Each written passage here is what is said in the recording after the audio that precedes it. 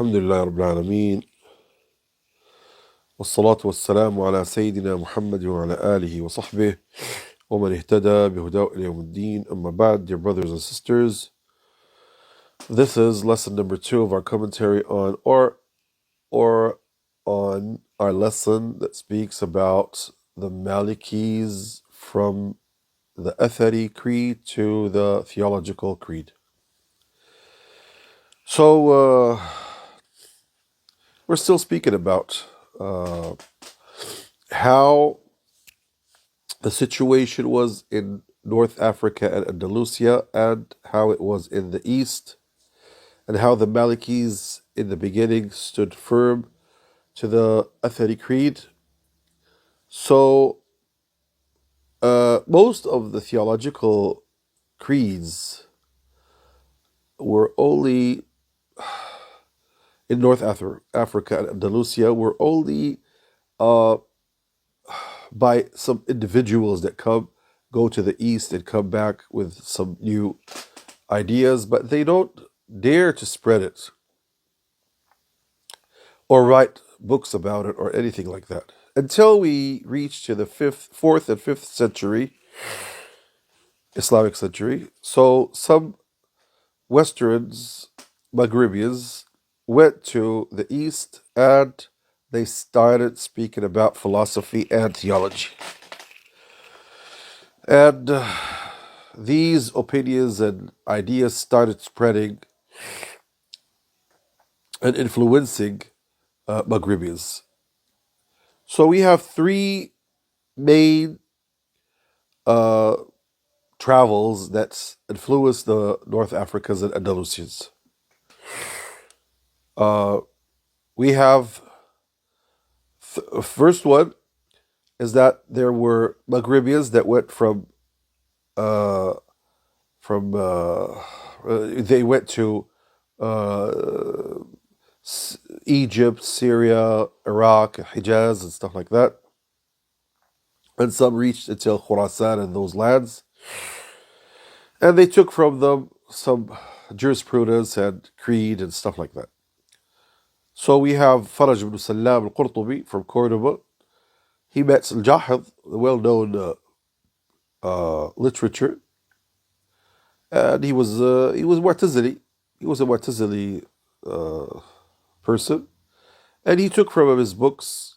And we have Abdullah ibn Masarrat ibn Najih, and Abu Bakr ibn Yahya ibn Sabina, and Ibrahim al-Qalanisi, Darras ibn Ismail. All these are from Qayrawan. They went to the East and they met many scholars there. No one of these met Abu al-Hasan al-Ash'ari himself. And no one took from him theology because they didn't meet him. But there are some Maghribians that met some of his students, like Abi Abdullah ibn Mujahid al-Ta'i, and he was a Maliki scholar. He was very pious and righteous. So Abu Bakr Ismail ibn Ishaq ibn Udra and Muhammad ibn Khaldun doesn't have anything to do with Ibn Khaldun that we know. Maybe he's from his sisters, I don't know. And these are two students of Imam ibn Abi Zayd al-Qayrawani. So they met Abu Bakr, they met Abu Abdullah ibn Mujahid, and they met many other scholars in Iraq. And they took from him, and Ibn Mujahid asked them to give him ijaza of their teacher, Ibn Abi Zayd al-Qayrawani, rahimahullah, which is the summary of Mudawwarat al-Imam Suhnoon. And he sent to them his ijaza with his students to Ibn Mujahid. And we have Abu Bakr Muhammad ibn Mawhab, who was a student of Imam ibn Abi Zayd as well. He is the grandfather of Imam Abi Walid al-Baji from his mother. We have Hakam ibn Mundhir al-Balluti. Both of these are Andalusian. And from Cordoba, they went to the East. Now, the greatest person, or the greatest scholars from the Ash'aris that influenced the Maghribians are three. القاضي أبو بكر محمد بن الطيب الباقلاني, الحافظ أبو ذر الهروي, and الأستاذ أبو المعالي الجويني. These are, or Imam al-Haramain they call them, these are the three Ash'aris that influenced the Maghribians. Now the first one, Abu Bakr ibn Tayyib al-Baqillani, the great judge, he was Maliki. All these were, both of them were Malikis except Imam al-Haramain, he was Shafi'i. So we have the first one. Many Maghribians took from him and were influenced by him. And his books, like Tamheed, was commented by Abu al-Qasim Abdul Jalil al-Rabi al-Qayrawani. And he called his book At-Tasdeed fi Sharh Tamheed. It's published, I have it here in my library, alhamdulillah. And that was in the mid-5th century. Now, Abu Dhar al-Harawi actually used to live in Mecca. He's originally from Herat in Khurasan, which is now Afghanistan. And he used to teach there al-Bukhari, Sahih al-Bukhari.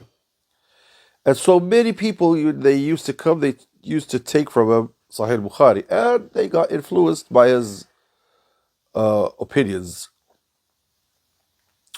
It's so strange that he's originally from Herat, and he's Maliki. No Malikis are there.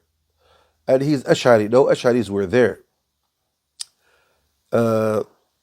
Khurasan in that era, most people there were either Hanafis, as they are until now, or from Ahl Hadith, as there are many muhaddithun, people of Hadith there as well. There were lots of Shafi'is as well. But to say that there Ash'aris, Malikis, it was so strange. So there was, somebody asked Al-Hafiz Abu Dhar al-Harawi, where did you get these two opinions from? So he said, I was in Baghdad with Al-Hafiz Ad-Daraqutni rahimahullah. All of a sudden he met a person and he honored him a lot. I told him, who is this guy that you honored him a lot? He said, did you know who is this guy? He said, I didn't know that. He said, he is the sword of the Sunnah, Sayf al-Sunnah, Al-Hafiz, Al-Ustad Abu Bakr ibn Tayyib al-Baqillani. So I went to him and I adopted his opinions. You have to adopt the opinions of your professor, Daraqutni, rahimahullah. But he went and he adopted. He said, I took from him his creed, Ash'ari, and I took from him his fiqh, Malik. But to be honest, that Al-Hafiz Abu Dhar al-Harawi was from the great old Ash'aris that were Sunnis. They had some few problems in specific things, but in general, they used to follow the Sunnah. They used to defend all of the Sunni creed. They used to defend the main Sunni creed. So the third one is Abu al-Ma'ali al-Juwayni, Imam al-Haramain. His books spread a lot in North Africa and in the Maghrib and Andalusia, and especially with Al-Qadi Abu Bakr ibn al-Arabi al-Mu'afir, rahimahullah. Now, al-Baqillani, many people came and listened from him and studied with him from North Africa, like Abu Imran al-Fasi, Abu Tahir al-Baghdadi, al-Husayn ibn Hatim al-Adhari, who he was sent by him to Qayrawan, and he's originally from Azerbaijan, it seems from his name. And Abu Amr al-Dani, the great Imam of Andalus, that is originally from Dinia, and he wrote a lot of books, especially in his Quranic studies, where until now, Morocco, North Africa's published their books, their masahif, according to the teachings of Al-Imam Al-Hafiz Abi Amr al-Dani, rahimahullah. These Maghribians heard from Al-Imam al-Baqallani and studied with them, and they had other students that took from them knowledge, like Abdul Jalil al-Rabi al-Qayrawani, who didn't meet al-Baqallani, but he met who met him. Abu Dhar al-Harawi, who lived for decades in Mecca and spread Sahih Bukhari there, many people from Maghrib heard from him. And they used to go to him and listen and hear Sahih Bukhari, because he had a good isnad to Imam Bukhari. And he was very neat in his teachings. So we have Abu Imran al-Fasi, Abu al-Walid al-Baji, Makki ibn Abi Talib al-Qaysi. All these took from Imam al-Hafiz Abi Dhar al-Harawi rahimahullah. Now for al-Juwayni, many Maghribians heard from him, like Ibn Abi Hamzata al-Andalusi, Muhammad al-Mayawraqi, Abu al-Qasim al-Mu'afiri, and some of his students went to Maghrib teaching, or to North Africa teaching, like Abu Nasr Sahel ibn Uthman al-Naysaburi. And then Abu Bakr ibn al-Arabi al-Mu'afiri rahimahullah, the judge of Seville, went with his father seeking knowledge before he became judge, and he met the students of Al-Juwayni. The main student of Al-Juwayni is Imam Abu Hamid al-Ghazali rahimahullah, Hujjatul Islam Abu Hamid al-Ghazali. And he didn't meet Al-Juwayni himself, but he took his knowledge and started spreading it in North Africa. Don't forget that these are two pillars of the Ash'ari creed, the latest Ash'ari creed, if I could call it. Because the first Ash'aris were similar to the Atharis. There isn't a big difference. But when we reach to Al-Juwayni and Al-Ghazali, now it started becoming different from the path of the Atharis. And they started rejecting many things that the Atharis used to see it as pillars of their teachings. In North Africa and the Maghrib, until this era, the whole idea of the theologists wasn't clear there, which means that you don't have a scholar that speaks about a complete theological theory. No. You find them Atharis, sometimes they go and say something that is similar to the theologists, and then they go back to the Athari creed. They're between this and this. It's not clear. And therefore, and this is, subhanAllah, by the way, this is going to happen vice versa in the last century, when many Moroccans or North Africans are going to adopt again the Athari creed, but they're going to have this problem between these two problems. So therefore, the Ash'aris started spreading in North Africa and Maghrib. And Imam Ibn Hazm says, when he's speaking about the last 5th century, that the Ash'aris, not the last, the mid, because he passed away in the mid 5th century. He says that the Ash'aris started spreading a lot in Sicily and Qayrawan, and then it started disappearing again. So therefore, the first one to get, the first people that brought the Athari, the theological creed to North Africa, people didn't accept it from them. They considered it as a bad theology, or something that is against the authentic theology. So we find that Ibn Hazm condemned it strongly, and he called it the cursed creed.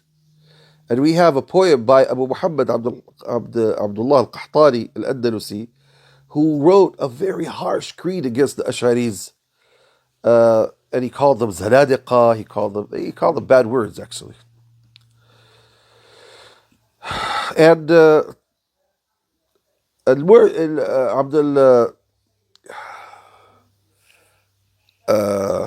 what is his name? Allahumma salli ala Muhammad. This historical that wrote a history about North Africa's history. المعجب في أخبار المغرب.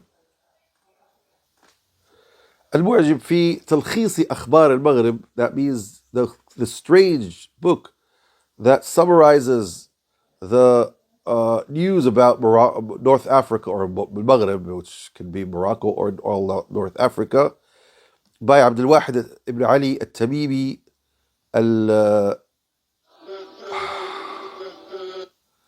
التميمي الأندلسي or التميمي عبد الواحد المراكشي, yes. So this guy says in his book that the people of Al-Maghrib or Morocco or North Africa, in the beginning, they used to consider anyone that speaks with theology as a deviant, a non-Muslim, not Muslim. And now that's what he says, yes. And actually, there were many people who used to ask scholars, are we allowed to curse the Ash'aris? Are we allowed to insult them? As Ibn Abi Zayd al-Qayrawani was asked, and after him, Ibn Rushd was asked the same question, and he said, no, you're not allowed to say that. Even if they have some mistakes or stuff like that, they defended Islam, they defended the Sunnah, they did a good job, so you can't curse them. So they went seeing what is good in the Ash'aris, not in the bad one.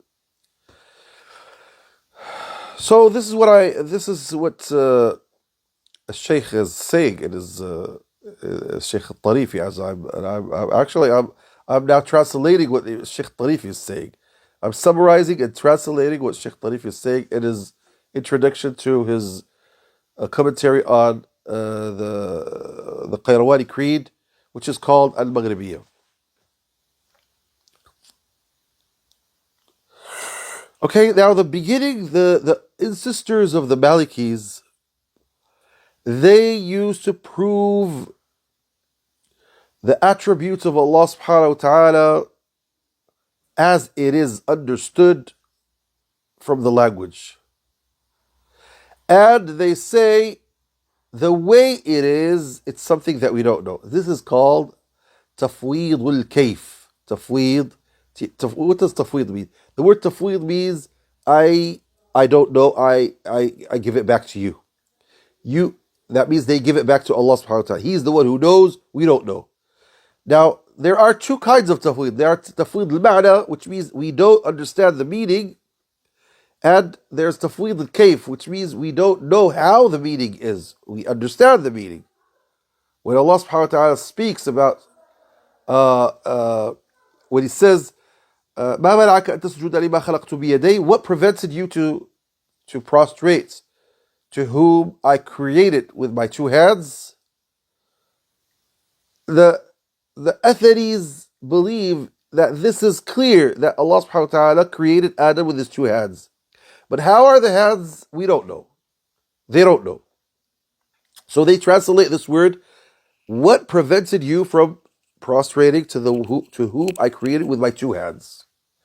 Now the Mufawwida could not translate it. They're going to say, what prevented you from prostrating to whom I created with yaday? They're going to leave it as it is because they don't know what does it mean. You can't translate a word that you don't know what it means. This is the exact difference between these two opinions. Okay, and these, yes, so they used to believe in this, and their enemies used to call them hashwiya. What does hashwiya mean? Hashu means that when you just put something and you're just stuffing something. Hashu, you're stuffing something. That means they stuff their books with words that they don't know what does it mean. Imagine you're stuffing something in a bag. That means you're just putting anything inside the bag. That's what the theologists used to call the Sunnis. They are hashwiya, stuffers that use words that they don't understand what does it mean. And therefore, uh,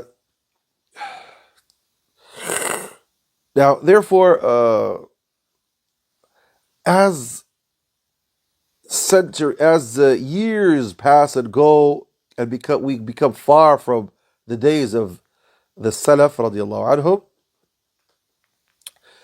anhum, the theological opinions start growing and growing, and vice versa. The Athari creed starts shrinking. Now, the second way, because I told you the first way, how the theological opinions transferred from the east to the west. Now, the second way, how the theological opinions transferred from the east to the west, is that the eastern books started coming to the west with people, with scholars, with booked sailors, stuff like that. As we have nowadays. So some Mu'tazilites used to claim that he's Maliki, and he was in Iraq, and he used to send messages to the people of North Africa, telling them that, yeah, you have to follow the Mu'tazilites' opinions and stuff like that. He used to preach. And there was a guy called Ali ibn Ahmad al-Baghdadi. He sent a message from Iraq, from Baghdad to Qayrawat, and he told them, I ask you to become Mu'tazilites. So they went so, and he claimed that this is the opinion of Imam Malik, because he knows that these guys respect Imam Malik. So he says, I'm gonna trick them by this idea. So when his message reached to North Africa, to Qayrawan, scholars of Qayrawan they went nuts, they went crazy. They said, what is this guy saying? And they started writing books against him, like Imam Abi Zayd al-Qayrawani, who wrote Al-Raddu al-Qadariyah. So he wrote a book against these Mu'tazilites. Now, some of the books of Ibn Mujahid started coming to North Africa. Ibn Mujahid was a direct student of Al-Imam Ibn Abi Zayd, Ibn Hassan al-Ash'ari, as I told you. And he had a very interesting book called Uqud Ahl Sunnah. That means the beliefs of Ahl Sunnah. And actually, it's published decades ago. I remember I read it a long time ago, maybe 30 years ago. I read it. It's published as a book of Abu Hassan al-Ash'ari, الرسالة إلى أهل الثغر باب الأبواب. الرسالة إلى أهل الثغر. It's message for the people of the borders. باب الأبواب. باب الأبواب is a place. It's a city. I think it's in Azerbaijan now. So they asked him to write a book about the Sunni creed. So he wrote this book. When you read the book, you don't find any problems in it. It's a good creed. It follows the Sunnah, Al-Athar, etc. And Mujahid actually was a very pious person, by the way. Later on, I'll speak about him, inshallah, because I'm summarizing what Sheikh Abdulaziz Tarifi says, and then I'll give you what I said, inshallah. So this book actually, nowadays it was published again, but it's published recently, actually, by the name of uh, Ibn Mujahid rahimahullah. Now the third way is that some Easterns came to the West. And these were only few guys, because usually who's going to come to the East, to the West? Usually people of the West come to the East because there's Mecca and Medina, there are lots of universities of knowledge, etc. But North Africa, they always take from the East, not the Easterns come to them. What is an Eastern person going to come to do in Maghrib in that era? Not nowadays, in that era. So therefore, there was here Hussein ibn Hatim al-Adhari. Ibn Hatim al-Adhari, I mentioned him before, but this guy wasn't so smart and clever and capable to spread any opinion. So therefore, he was strong in grammar, and he used to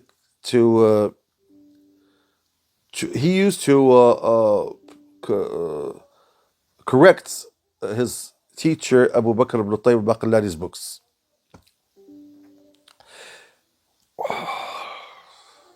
Now, actually, in North Africa, there were Mu'tazilites, especially in Al-Qayrawan.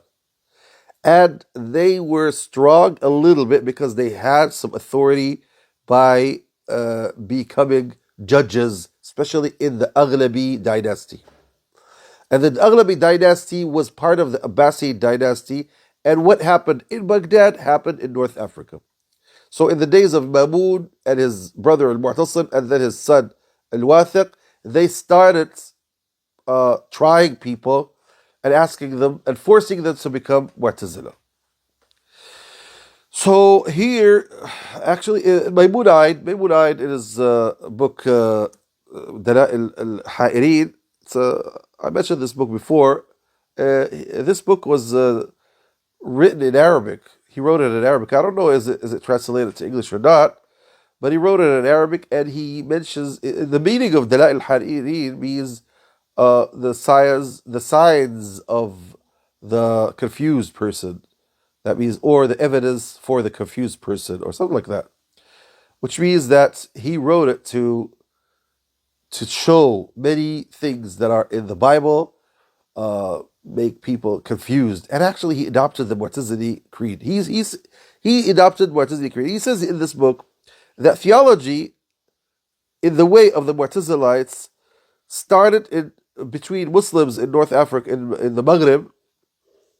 When I say Maghrib, I mean Andalusia too. Before the Ash'ari creed came. And the Jews in Andalusia adopted the Mu'tazili creed from that. And this is true. Maimonides, Musa ibn Maymun al-Qurtubi, he was Mu'tazili in his creed. Subhanallah al-Azim. And I discovered that when I saw his opinions in the attributes of Allah subhanahu wa ta'ala and in al-Qada' wal-Qadar and many things. So actually, he implemented the Mu'tazili creed on the Bible. It's just so strange, subhanAllah. And therefore, now after we saw this, and after understanding how the opinions started spreading, what was the opinion and the idea of scholars of the Malikis in North Africa and Andalusia towards the Ash'ari creed that came, or the theological creed that came? To be honest, many scholars praised the leaders of the Ash'ari school. Why? Because there was a big debate between Mu'tazilites and Sunnis. And they saw that these Ash'aris were the strongest Sunnis that defeated the Mu'tazilites. So we find that Ibn Abi Zayd al-Qayrawani praised Abu al-Hasan al-Ash'ari and his school, although he's not from the people of theology actually, and he used to warn people from following theological opinions. But he praised them because of their statements, their good statements. And because they defeated the Mu'tazilites, he spoke good about them. He said about Abu Hassan Ash'ari, when the Mu'tazilites spoke bad about him, he said he's a famous person, he's a famous man, and he defeated the people, the innovators, the Mu'tazilites and the Jahmis, and he stood firm on the Sunnah. And this is what he said about Ibn Kullab, Abdullah ibn Sa'id ibn Kullab, Abu Muhammad, Abdullah, or Abu Abdullah Muhammad ibn Sa'id ibn Kullab. I think it's Abu Muhammad or Abu Abdullah ibn Sa'id ibn Kullab, and he is like the professor or the influencer of Abu Hassan al-Ash'ari. And this is actually this is a normal thing. When you have a big deviance and somebody who is following the truth but he has mistakes and he's defeating him, of course you're going to be with the one that is closer to the Sunnah, or the one that defends Sunnah, even if he has mistakes. So this is actually the case. This is what happened.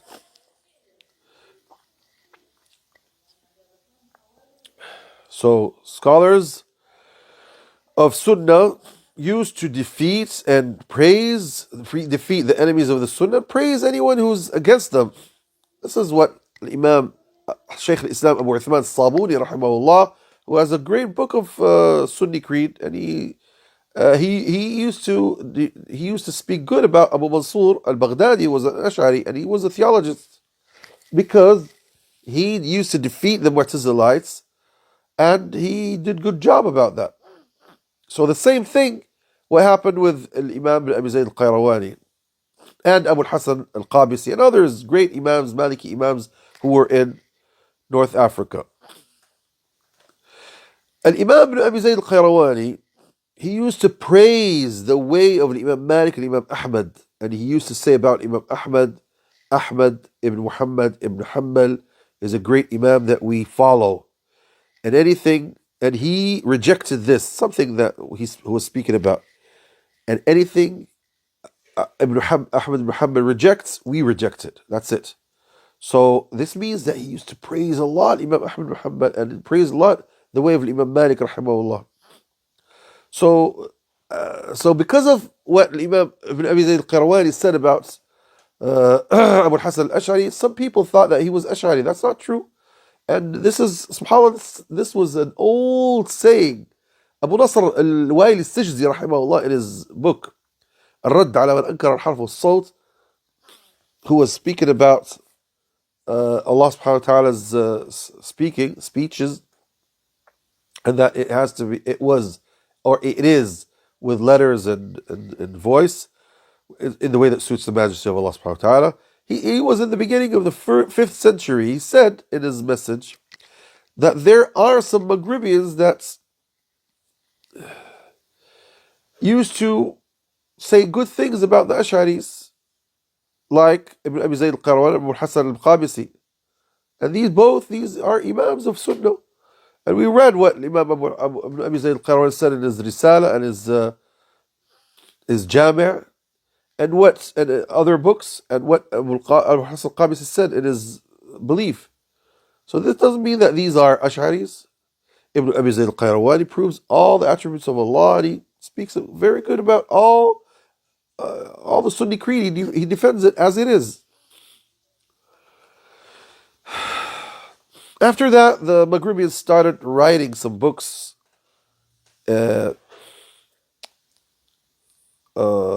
about the Sunni creed. And we started having, days by days, theology started spreading. And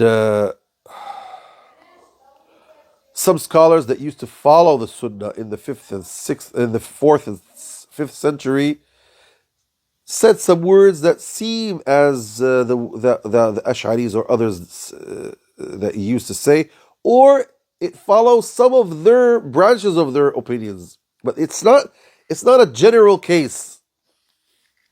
So we started finding that there were scholars that defeated the innovators and wrote books like Muhammad ibn Suhnun. He wrote a book against the Mu'tazilites. Yahya ibn Umar al-Kindi, he wrote a book against the Murji'ah, and he spoke about seeing Allah subhanahu wa ta'ala and the weight in the judgment day, which is all against the Mu'tazilites. Abu Uthman al-Haddad, he wrote books, Ibn Abi Zayd al-Qayrawani and others. Others wrote a book about the Sunni creed, like Muslim ibn al-Qasim al-Qurtubi. Abu al-Qasim has a very beautiful book. It's small, but it's published nowadays. And he showed the Sunnah. And he passed away before Ibn Abi Zayd al-Qayrawani. And many of his opinions are mentioned by Imam Ibn Abi Zamanin in his book Usul al-Sunnah, by the way. Most Maghribians in the 3rd and 4th century used to follow Imam Malik in all the religion. The creed, the jurisprudence, everything. They say Malik said, Malik said, Malik said. They just know Malik, rahimahullah. And they used to follow Imam Malik in everything in their life, as if their life was all Maliki, everything Maliki. So therefore, they used to stand firm in all what Imam Malik says. I believe actually what made the opinions of the Ash'ari spread in North Africa is that Ibn al-Baqillani was Maliki. Abu Dharr al-Harawi was Maliki as well. So they said, okay, these are our guys. Maybe, this is what I think. The beginners, the Malikis actually were two groups. The first group were the ones that heard directly from Imam Malik. Imam Malik used to praise them and love them, like Abdullah ibn Farrukh al-Farisi al-Qayrawani. Imam Malik used to honor him a lot, and he used to say this is the jurist of the Moroccans, of the Maghribians. Bahlul ibn Rashid, he was a very pious person. Abu al-Hasan Ali ibn Ziyad al-Tunisi, rahimahullah, the great, he has a muwatta. He narrated, he has a muwatta, it's published. Actually, it's not completed, we have just part of it. And Abu Sa'id ibn Yunus al-Misri, the historian that spoke about the history of North Africa, says he is the first one who entered Muwatta, Imam Malik and Jami' Sufyan, to North Africa. And he's the one who taught them the Maliki opinions, and they didn't used to know that. And he visited Hijaz, Iraq, seeking knowledge. And he is the professor of Suhnun. Suhnun used to say, no one is better than Ali ibn Ziyad al-Tunisi, rahimahullah. And he mentions him a lot in his Mudawwana. He mentions his name and his opinions there. And from this dynasty, from this stage of history, we have Abdullah ibn Ghanim al-Qayrawani. Imam Malik used to love him and honor him a lot. And the students of Imam Malik, when they used to see him with Imam Malik, they used to feel a bit jealous of him. They say, well, this Moroccan guy or this Maghribian guy made him busy. We need to have some time with him. And when he went back to North Africa, he became a judge there, and he sent to Imam Malik. Imam Malik told his students that our student became a judge in North Africa, and he was so proud of that.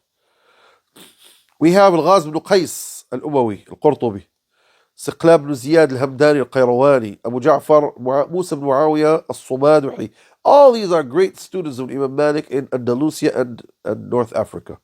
Asad ibn Furat, the judge that conquered Sicily, and he was killed there as a martyr, rahimahullah. Isa ibn Dinar al-Qurtubi, Abbas ibn Walid al-Farisi al-Tunisi, Abu Mas'ud ibn Ashras al-Tunisi. All these names are great names of great Imams. All these guys listened and heard from Imam Malik rahimahullah, and they adopted his opinions and got it to North Africa and spread it there. They only narrate Sunnah and Athar. They don't know anything else except Sunnah and Athar. And they used to hate any theological statements and opinions, and they used to be against anybody who gives his opinion against the Sunnah. And they were like that in their creed, in their fiqh, in everything. And that's why when Asad ibn Faraj heard that Bishr al-Marisi wrote a book about Tawheed, he said, did people lose Tawheed so this guy can write a book about Tawheed? This guy is pretending that he's a prophet. And they used to know where the sources of the innovations that come from the East. Ibn Abi Hassan, student of Imam Malik, rahimahullah, he used to say about people who say that there's somebody better than Abu Bakr and Umar. He says, this is not the religion of Quraysh, not the religion of Arabs. This is the religion of people from Qum. He means the Shia.